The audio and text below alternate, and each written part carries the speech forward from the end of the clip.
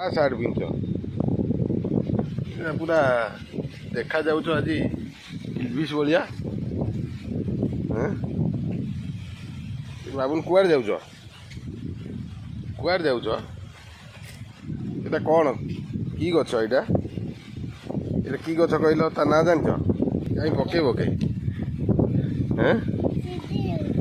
ଗଡ଼ି ପତାର ନେବ?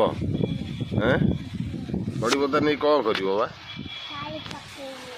ସିଆଡ଼େ ପକେଇବ କାହିଁକି?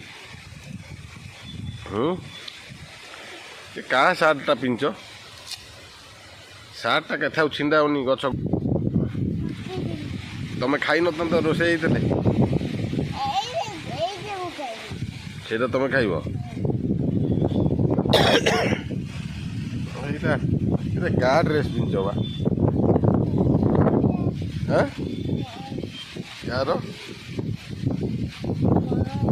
ତମର? ଏଇଟା ତମର?